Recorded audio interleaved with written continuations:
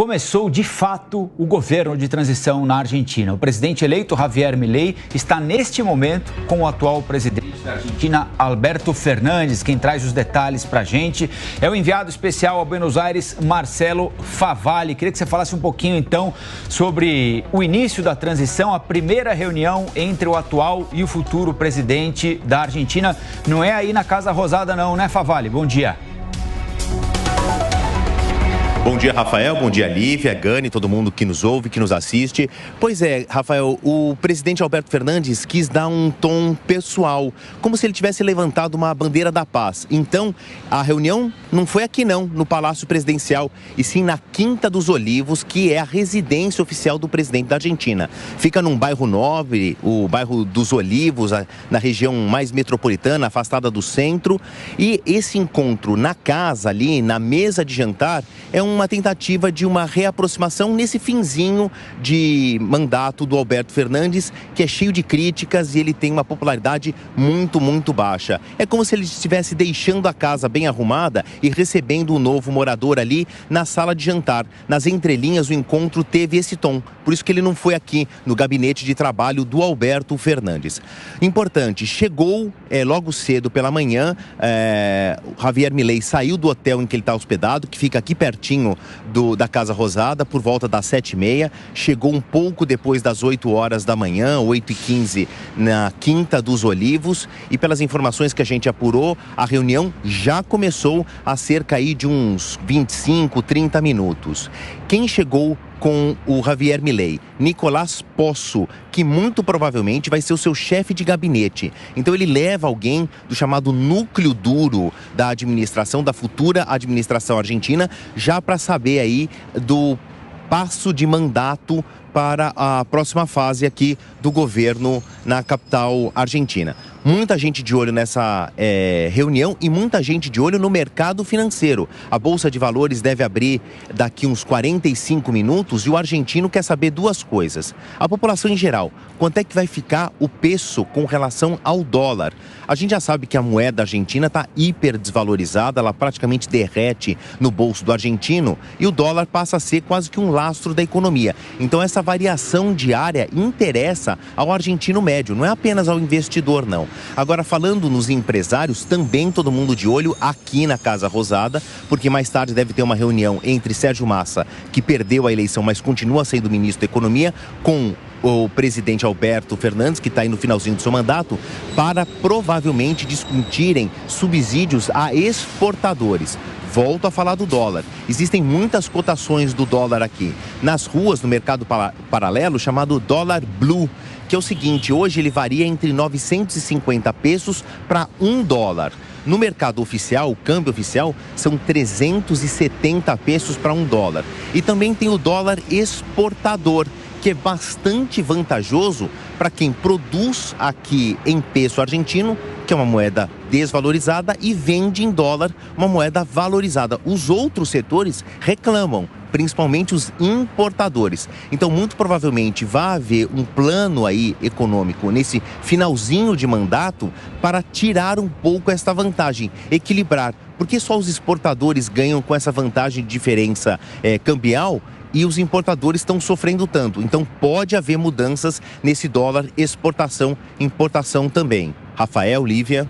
Favalli, mais cedo a gente lembrou aqui o Fabrício Naits, que já está aqui com a gente para falar um pouquinho sobre os principais desafios que o Milei vai enfrentar na relação com o Congresso argentino. Mas antes eu queria perguntar ao Favalli sobre, imagino, Favalli, que aí estejam ocorrendo muitas especulações sobre quem vai comandar a economia no mandato de Javier Milei.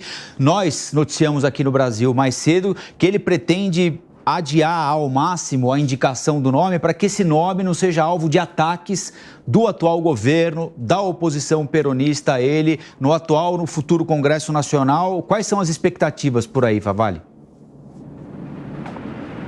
Bom, o Javier Milei começou a seguir um protocolo, vou chamar assim, do Donald Trump e do Jair Bolsonaro aí no Brasil. Abriu uma conta no Twitter e ele disse que esta vai ser a linha de comunicação com os argentinos antes da posse. Ele abriu uma conta no X, antigo Twitter, dizendo o seguinte: gabinete do presidente eleito. É por ali que ele vai fazer os anúncios. E ontem, no final da tarde, ele postou uma carta, quase com um documento oficial, dizendo o seguinte: não tem uma lista oficial de ministros ainda. Existe uma especulação, existe um estudo interno, mas nenhum nome saiu oficialmente. E quando sair, vai ser aqui por este canal oficial. E também ele avisou, ele não vai fazer nenhum anúncio de ministros antes do dia 10, que é quando tem a cerimônia de posse aqui, trânsito de mandato. Existem algumas especulações. O que se aponta é que muito provavelmente o próximo ministro da Economia, como a gente chamaria aí, ministro da Fazenda no Brasil, será alguém da escola de Chicago, um dos Chicago Boys, que é a mesma escola, por exemplo, que estudou o Paulo Guedes. Por quê? Porque tem uma linha ultralibertária, ultraliberal, de privatizações, de enxugamento do Estado, que é justamente o que o Javier Milei pregou durante toda a sua campanha e que lhe atraiu tantos votos necessários para a vitória. Então a gente entende aí, observando a lista daqueles que se formaram em Chicago, muito provavelmente vão ocupar aqui o gabinete do ministro da Economia, Rafael.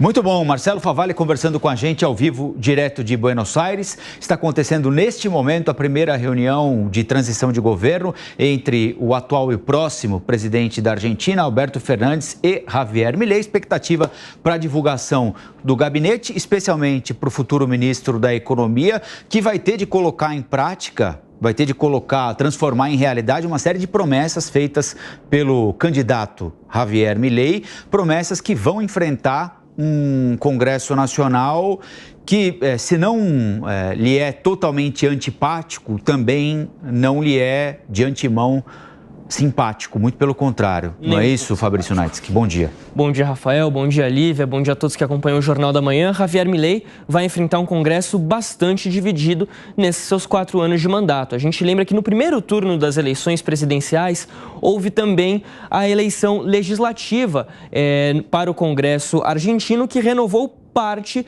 dessa bancada. 24 dos 72 senadores foram eleitos. A gente lembra que o Senado na Argentina tem um mandato de 6 anos, cada senador eleito. Então, a cada 2 anos é realizada uma eleição legislativa para renovar 1/3 do Senado.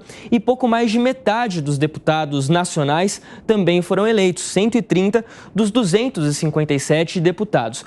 Como ficou, então, a composição do Congresso? É isso que a gente vai ver agora. A gente separou uma arte para quem nos acompanha por imagens, pela TV, também pela Panflix.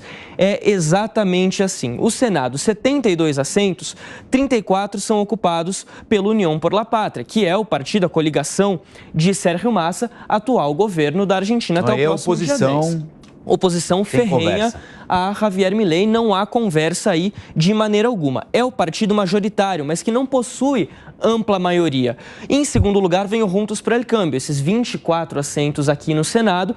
O Juntos por el Cambio está mais inclinado ao lado de Javier Milei, mas não é garantia ainda.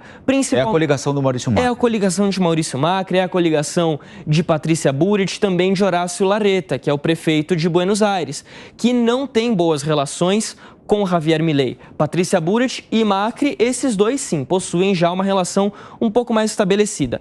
8 libertários, esses aqui completamente pró-Milei, e aqui aqui embaixo, de verde, peronismo no K, ou seja, é o peronismo não kirchnerista, um peronismo de centro, não necessariamente alinhado à esquerda, com quem Milei vai precisar negociar. Já na Câmara dos Deputados, a situação é muito parecida. O União por la Pátria possui a maioria dos 257 assentos, são 107 para a União por la Pátria, seguido pelo Juntos por el Cambio com 94 assentos, os libertários têm 39 cadeiras, o peronismo no K tem 7, e aí aparece também aqui embaixo, no finalzinho, a esquerda, a frente de extrema esquerda da Argentina, com quem Milei também não vai ter nenhuma conversa ali, vai ser muito difícil manobrar com eles.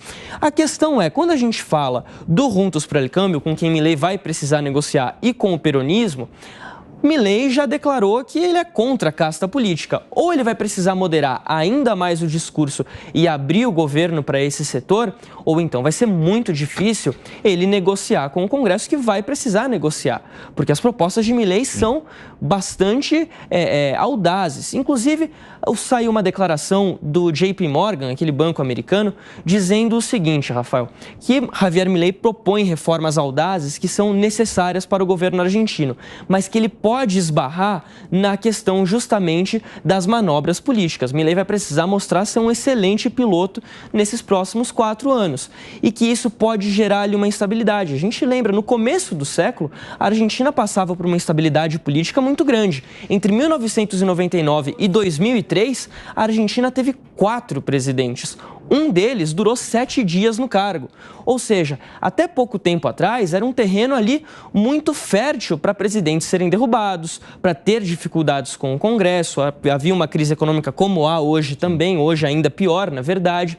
Então, Milei vai precisar manobrar muito bem. É bem verdade que de 2003 para cá, todos os presidentes eleitos na Argentina, Néstor Kirchner, Cristina, Maurício Macri, Alberto Fernandes, todos eles foram eleitos, cumpriram seus mandatos de 4 anos, no caso a Cristina Kirchner foi reeleita e deixam o cargo de forma assim como foi prometido de acordo com a Constituição, 4 anos de mandato do começo ao fim. Será que Milei vai conseguir essa negociação, essa abertura com o Congresso? É o que a gente vai precisar saber para ver se ele consegue conduzir as reformas que ele propunha. Vamos acompanhar juntos. Obrigado, Fabrício. Fabrício Naits, que é ao vivo aqui no Jornal da Manhã.